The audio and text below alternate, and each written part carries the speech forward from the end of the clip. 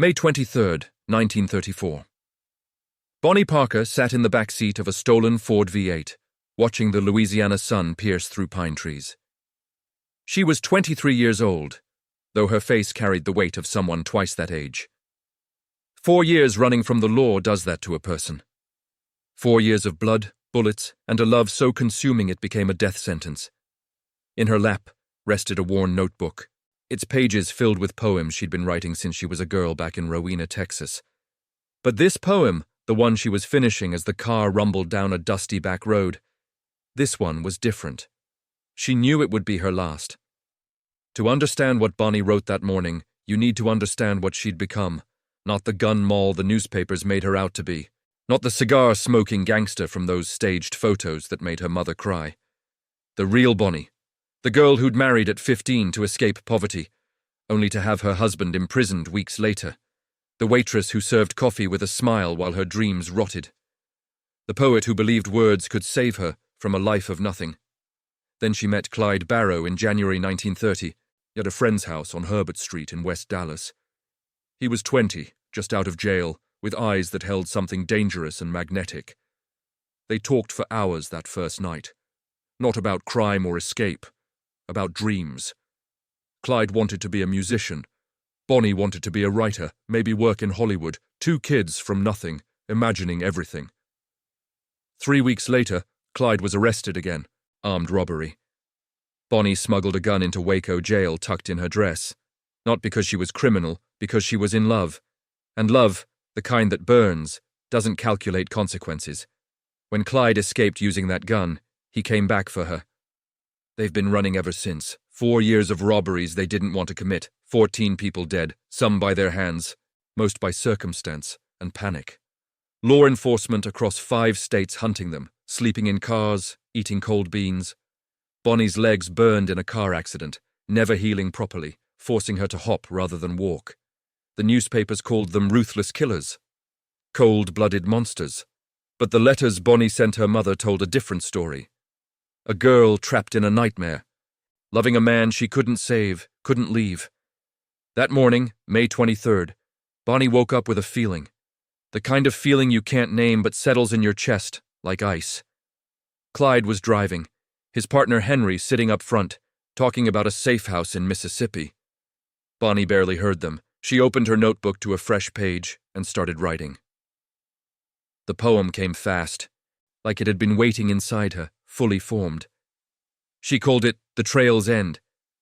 The words poured out, raw and prophetic. She wrote about their life, the running, the violence they never wanted. She wrote about Clyde, not as the criminal the world saw, but as the boy she'd fallen for, the dreamer, the gentle soul corrupted by poverty and a justice system that gave second chances to rich men but not to poor ones from West Dallas. She wrote about knowing how it would end. Not in some romantic blaze of glory, but ugly, inevitable, 2 kids who'd made wrong turns and couldn't find their way back. Her pen moved across the page, tears smudging some words. Clyde glanced back through the rearview mirror. "You all right, Bonnie?" She looked up, met his eyes. For a second, she saw the 20-year-old boy from that first night, the one who'd promised her a better life. He'd meant it. They both had. "I'm writing," she said softly. "Just writing." He smiled, that crooked smile that still made her heart skip. "Another poem?" "You're gonna be famous one day, Bon. When this is all over, you'll publish a book. I'll play saxophone in the background while you do readings." It was the same fantasy they'd built together in Stolen Moments, the one where they survived, where they escaped to Mexico or Canada, started over, became the people they'd dreamed of being. Bonnie smiled back, playing along like she always did. But she knew. The poem in her lap knew. Some trails don't have exits, only ends. By noon, they'd stopped at a clearing near Gibbsland, Louisiana. Henry went to scout ahead. Clyde stretched, checked his guns, the ritual of paranoia that kept them alive this long. Bonnie sat on the car's running board, reading what she'd written. The final stanza hit her hard, words she'd written but hadn't fully absorbed until now. She'd described their deaths, not in detail, but in certainty. 2 outlaws meeting their fate on a highway together, because that's how it had to be. Clyde sat beside her. "Let me hear it." Bonnie hesitated. She'd shared dozens of poems with him over the years. He'd loved them all, encouraged her, told her she had talent that transcended their circumstances. But this one felt like a confession. A goodbye. "It's not finished," she lied. "Read it anyway." So she did, her voice quiet, steady. She read about the trail they'd walked, the blood, the regret. She read about loving him despite everything, because of everything. She read about young people making desperate choices, society's failures manifesting as crimes, as headlines, as bodies. When she reached the end, the part about their coming death, her voice cracked. Clyde didn't speak for a long time. When he finally did, his voice was thick. "You think that's how it ends? Us shot down like dogs?" Bonnie looked at him. "I think we've been shot down since the beginning, Clyde. We just kept moving." He took her hand, squeezed it, his hands once smooth, now calloused and scarred. "I'm sorry, Bonnie, for all of it. You could have had a real life." She shook her head. "I chose you. Every day I chose you. That's more real than anything else I could have had." They sat in silence, listening to birds and wind through pines. Two people who'd become legends without wanting to, who'd loved each other into infamy. Henry came back 20 minutes later with sandwiches from a roadside stand. They ate mechanically, not tasting anything. Clyde kept glancing at Bonnie's notebook, at the poem that had named their fate. That evening, they stayed at the abandoned farmhouse outside Shreveport. Bonnie asked Clyde to read the poem again, alone this time, really absorb it. She watched his face as his eyes moved across her handwriting, saw the moment he understood what she'd done. This wasn't just a poem, it was her testimony, her truth. The thing that would outlive them both. "You're going to send this to your mother, aren't you?" Clyde asked. Bonnie nodded. "I want people to know we weren't monsters. We were just lost. Two kids who loved wrong, chose wrong, but felt everything right." Clyde's jaw tightened. "They won't care, Bon. They'll read it and still call us killers. Still celebrate when they gun us down." "Maybe," Bonnie said. "But my mama will know, your family will know, and someday maybe someone will read it and understand that poverty ain't just about being poor. It's about having no choices, and when you got no choices, love becomes the only rebellion there is." The next morning, May 24th, Bonnie mailed the poem to her mother in Dallas with a short letter. "Mama, when you read about what happens, know that I loved him. Know that I saw the good in him that the world refused to see. Know that I wasn't a victim. I was a woman who chose her path, even knowing where it led." She didn't write about the prophecy in the poem, didn't have to. Her mother would understand when she opened the newspaper. The irony was brutal. Bonnie's poem predicted their death on a highway, ambushed by lawmen. She wrote it May 23rd. They were killed May 23rd, 1934, less than 9 hours after she finished writing. Some call it coincidence, others call it a poet's intuition. The truth is simpler and more devastating. Bonnie knew because she'd been watching Clyde. Saw how reckless he'd become, how tired, how the close calls were getting closer. She knew because she felt it in her bones, that certainty that comes when you've been running so long you forget what it's like to stop. When the ambush came, on Highway 154 near Sales, Louisiana, it happened exactly as Bonnie had written. 6 officers, led by former Texas Ranger Frank Hamer, hiding in bushes. Over 130 rounds fired into the Ford V8. Clyde died instantly, still gripping the wheel. Bonnie's hand was reaching for him when the bullets found her. They'd been together 4 years, 3 months, and 14 days. The newspapers went wild. Photos of their bullet-riddled bodies displayed like trophies. Crowds descended, tearing pieces from the car as souvenirs. People dipped handkerchiefs in their blood. It was grotesque, barbaric, exactly what Bonnie feared.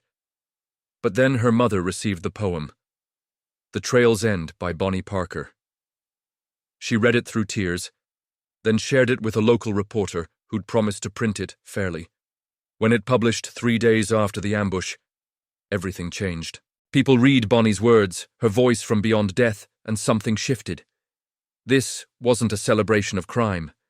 It was a eulogy for wasted potential. A love letter to a doomed man. a critique of a society that created outlaws, then celebrated their destruction. The poem's final lines destroyed readers. Bonnie had written about dying young, together, inseparable even in death. About knowing their love was both their salvation and damnation. About hoping, despite everything, that people would remember them as human. Thousands wept reading it. Not for the criminals, Bonnie and Clyde, for the kids they'd been, for the dreams poverty had murdered before bullets ever could. Bonnie's mother framed the original handwritten poem. Visitors came daily, wanting to see it, to read the words in Bonnie's own script. Emma Parker, Bonnie's mother, would tell them all the same thing. My daughter wasn't a killer. She was a girl who loved wrong but wrote true. This poem, these words, this is who she really was. The poem traveled. Newspapers across America reprinted it. Magazines analyzed it. Literary critics, the same ones who'd ignored Bonnie while she lived, suddenly declared her a voice of Depression-era desperation. Universities studied her words alongside Steinbeck and Dos Passos.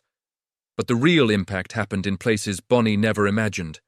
Prison libraries, where inmates read her lines and saw themselves reflected. Poor communities, where mothers recognized the impossible choices Bonnie faced. Young women trapped in cycles of poverty and violence, who found, in her words, permission to name their pain. The poem's most powerful moment came in the verse about Clyde. Bonnie hadn't written about his crimes. She wrote about his gentleness, how he'd cry listening to music, how he'd pick wildflowers for her along roadsides between robberies, how he'd hold her burned legs carefully, whispering apologies for the life he'd dragged her into. She wrote about the boy society destroyed, the one who'd wanted to play saxophone, not rob banks, who'd turned to crime because legitimate work paid starvation wages and doors stayed closed to West Dallas trash. She wrote about loving that boy so fiercely that when the world turned him into a monster, she chose monstrosity over loneliness. That's what made people cry, not romance, recognition. How many people loved someone the world condemned? How many made impossible choices between survival and morality? How many carried dreams that poverty buried? Bonnie's mother kept every letter that arrived after the poem's publication. Hundreds, then thousands. A woman from Ohio wrote that she'd been ready to leave her imprisoned husband until she read Bonnie's words and understood that love doesn't calculate righteousness. A man from Georgia wrote that he'd judged his sister for standing by her criminal boyfriend until Bonnie's poem showed him that judgment is easy when you've never been desperate. A teenager from California wrote that Bonnie's poetry saved her life, gave her permission to write her own truth instead of swallowing society's version of who she should be. The poem became anthem for the discarded, proof that even in the darkest circumstances, even while running from death, art matters. Voice matters, truth matters. Years later, in 1967, when the film about Bonnie and Clyde romanticized their story, Emma Parker publicly criticized it. They got it wrong, she told reporters. It wasn't glamorous. Read my daughter's poem, that's the truth.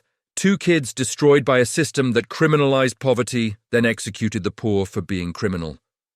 She was 76 years old, still fighting for Bonnie's real story, still carrying that handwritten poem like scripture. Emma died in 1971, the poem buried with her per her request.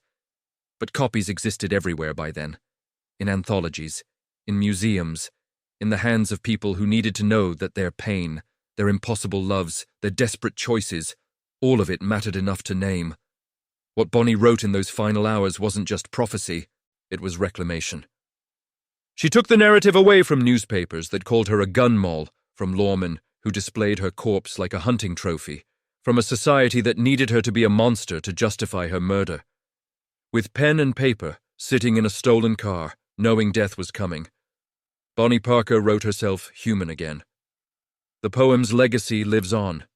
Musicians have set it to music. Filmmakers quote it.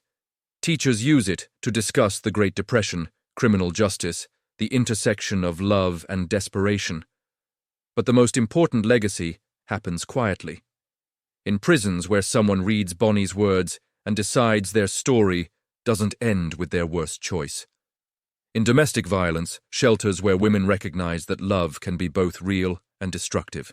In poverty-stricken communities where kids learn that their voice matters, that writing truth is resistance, that even society's discarded have the right to name their own experience. Bonnie Parker died at 23. She'd lived harder in 4 years than most people do in 80. Her poem, written hours before ambush, became the thing she'd always wanted. Not fame, not glory, simply this: to be heard, to be understood. To prove that beneath the headlines and the bullets and the blood, there was a girl who felt everything, loved impossibly, and refused to die silent. May 23, 1934. Bonnie wrote her ending, and in doing so, she wrote herself eternal